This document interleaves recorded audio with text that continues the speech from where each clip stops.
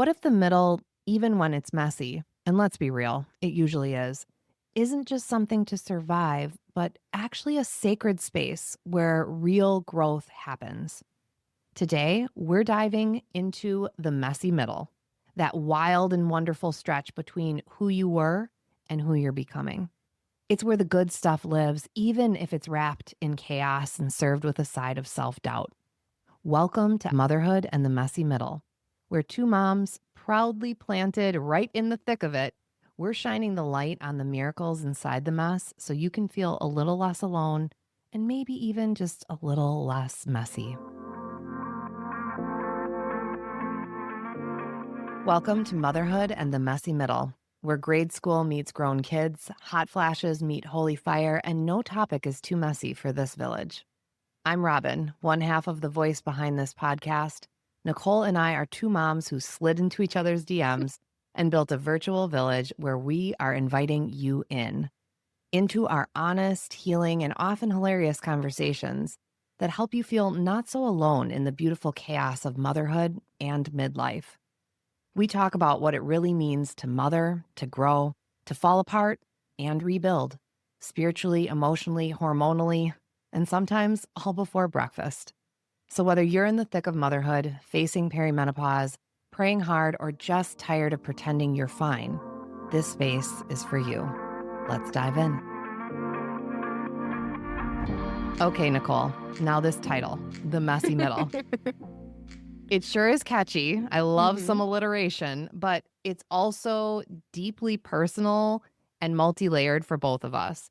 Yeah. So honestly, I'd argue that leaning into and naming our own messy middles, that's exactly what turned us from internet acquaintances into real deal friends. Yeah. And still, I mean, every single time that we talk, it blows my mind that we haven't met in person yet and that we are on these we're in separate time zones and yet have so many similarities with this, not only motherhood, but also and the messy middle. Yeah. What does that messy middle look like in your life right now?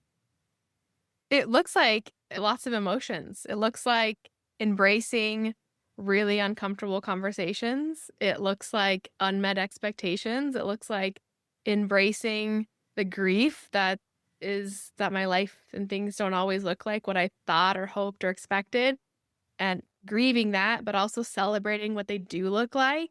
It looks like lots of hormones, which Robin is always so gracious in walking me through and helping me find balance.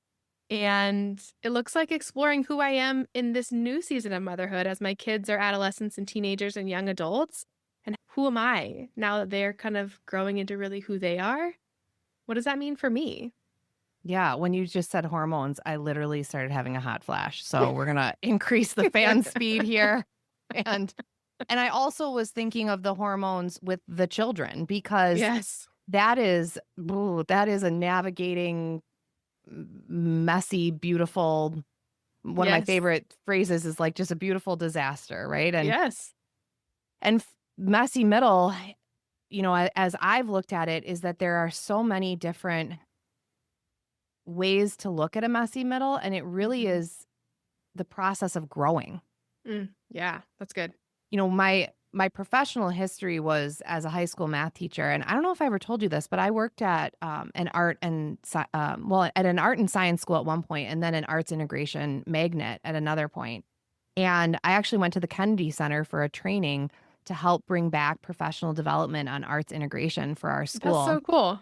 And it's It really doesn't surprise me at all. I feel like, since you know so me, cool. and I'm very creative, but I never really embraced that side of myself because I just thought of myself as like the math person, right? And we put people kind of in those boxes. But one of the most profound things from that training that I've transferred into my life is that when you are creating art in whatever form that would be, and I would beg to say that motherhood is an art in and of itself, raising children, friendships. Yeah. It's not the final product that is the true beauty. It's the entire process of getting there. And that's that messy middle when you're growing and developing and creating the, little tweaks along the way. in order to tend to what is. Mhm. Yeah, I would absolutely agree with that. But what I have struggled with and been challenged by, especially as someone who has had the glass shattered on realizing that I am super neurospicy, neurodivergent, um, is the loss of like, where am I going? What am I doing? Who am I Mhm. in the midst of all of this? Right. So, friend, spit me some truth here. I'm in the messy middle right now, especially as we're recording. This is like, it's an unpopular opinion, especially here in Minnesota where I live, but I do not like summer Right. because my neurospice really likes a set schedule. And I Right. like things defined for me to be able to work within those boundaries. And I'm just feeling a little bit lost. Yeah. So help me out. How am I supposed to survive this messy middle right now? You have to create your own boundaries, which I feel like you do really well. Sometimes uh, a little too rigidly, but okay. yeah, I feel like you do. I feel like you create a good outline. I feel like the first step is acknowledging that Mm, that you need a schedule. There's nothing wrong with that. There's nothing wrong with, and again, as moms, we want to be the fixtures of everything. And sometimes that starts with acknowledging what our needs are first because we are the heart of the home. So acknowledging that I do better with a schedule is the first step in embracing that messy middle. And I also maybe even taking it a step farther is what if the first step is embracing the messiness, like mm. that it doesn't need to look a certain way, or evaluating the root of what is like what is causing the struggle. The root is that you do better with a schedule. So to other people, it might be that the root is that are they expecting their summer to look a certain way because they're judging it against a societal norm or how they were raised, and then really finding the root of what actually works for your household, for your home, for you, acknowledging that, and then embracing that and creating structure around what works best for you as a person and your family as their own individuals and your family unit. I think that's probably like where you really start to just embracing the mess because there's get rid of the picture perfect. It doesn't exist. We're all in this boat together, and then that helps you feel secure in your mess. Well, and when you speak like that to me on that topic, I see just the connections between so many different pieces, but especially around as a woman in Mhm, midlife going through perimenopause and mhm, menopause. And as mhm, you know, I went through perimenopause in my late 30s, which is earlier than most. And now at 42, I've been in menopause officially for 2 years. And the one of the reasons that I'm ignited to do the work that I do is because I did not know that I was going through perimenopause when right, I was going through it. So right, there were so many pieces that I was losing my ever loving mind mhm, and did not know why all of these different symptoms were emerging. And right, there might be some other varying factors that contributed because each of us has our own health journey. right, But the power in awareness, in being able yes, to name and normalize mhm, whatever middle that you are in and whatever mess that it is, mhm, when we are denying or we are unconscious, we can't tend to what actually needs to help us feel really absolutely, it's empowered, and right, yeah. I when you think were we just also go ahead. well, we think messy, instantly we think negative. Mm, And I think that we're trying to change that. It's messy, but that doesn't have to be a negative. It doesn't have to be something that's meant to be tended, not like cleaned up, I guess mhm. is what I'm trying to say. But like in you're saying, like tending to it and honoring and naming that so you can empower yourself shifts that dynamic in a more positive direction.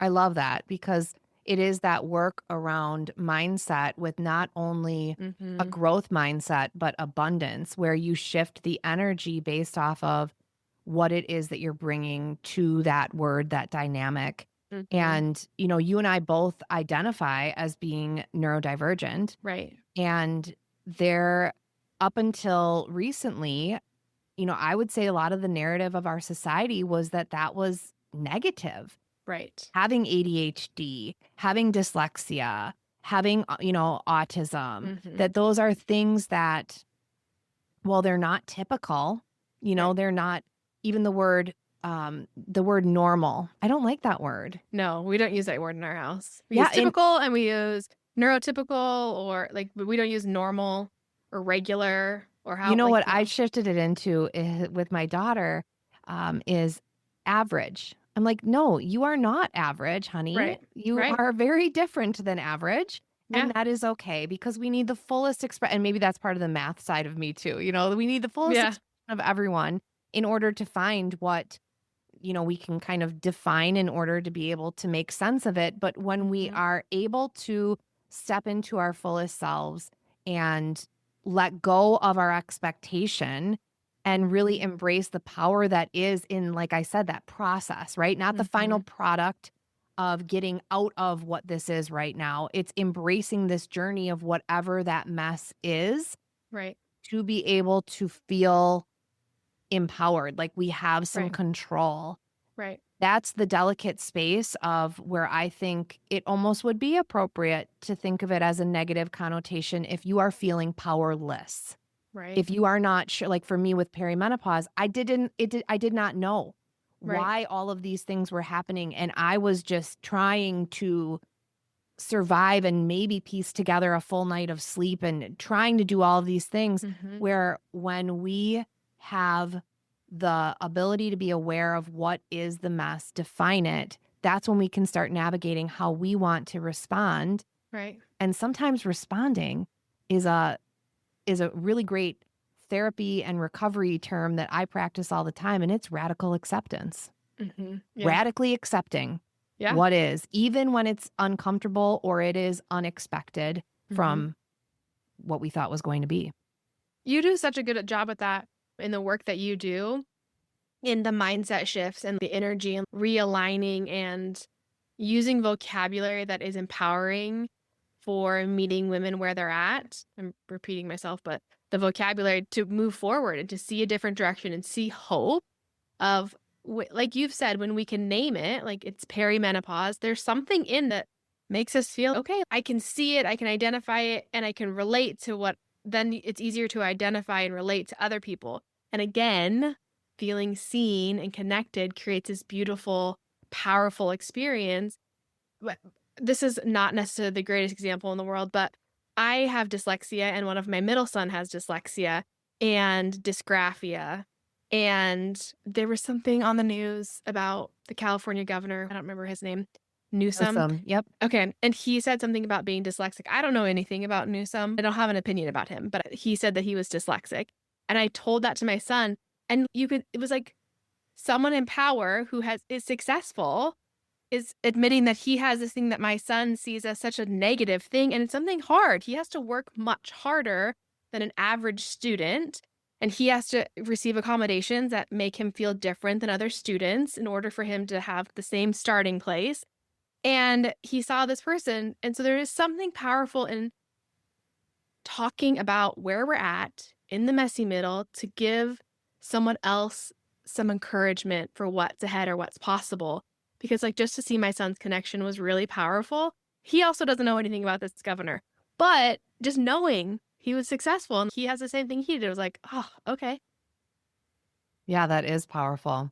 When I teach around helping women to transform their energy, that first step is awareness. Mm, And then all of the steps in between are about experimenting with ways to help grow yourself. hmm. And yet, the most uncomfortable spot is when you are aware and yet you maybe don't have the tools yet to be able to make the changes to the place Yep. that you want to be. And that's where it requires inner fitness, where you Right. can identify those thoughts. And there are practices like with meditation and mindfulness Hmm. where it helps train your brain. It's just like a physical bicep curl for Right. your brain so that you can create space to be able to identify what it is. But you can't identify and make those shifts, like you said, until it's normalized. And that's why we're Right. meant to be together and we're meant to Right. have courageous conversations around all sorts of different topics. And that's why we are here Yay. for each other and for building this virtual village. So Hmm. let's wrap up this episode by reminding you that there's nothing wrong with being in the messy middle. It's not a Hmm. flaw, it's not a Right. failure. It's Right. just a sign that you're human and you're Mhm. doing the dang thing. You're in the Yep. process of becoming that next piece. So if today's episode hit home, we ask that you pass it along to someone else who might be stuck in their own in between. And Mhm. let's remind each other with compassion that every single season matters. Every chapter counts. And yes, even the messy middle is sacred ground. So, in a way, this podcast, we're in our own messy middle because we've started something beautiful, but we need your help to grow this virtual village. So, if this space is speaking to you, please scroll down and leave a rating and a review, especially during this messy middle and the launch. Those few seconds of love, it makes a huge difference in helping us to actualize our mission of helping other moms to feel seen in all of it. We are so grateful that you are here, not just as a listener, but as part of this honest, truly holy, and human space between the before and the becoming, which is motherhood and the messy middle. Until next time, sending so much love. Bye, guys. Hey, before you go, we've got something just for you. We created the Motherhood and the Messy Middle Resource Vault. It's a growing library of support that's just for you. So inside, you're going to find tools from both Nicole and my work, plus resources that we mention right here on the podcast. It's free, it's sent straight to your inbox, and it's always evolving, just like you. So take what you need, leave the rest. You never know when you're going to need it or when your group chat might thank you for it. So use the link in the show notes or head to motherhoodandthemessymiddle.com to get access and welcome to your virtual village.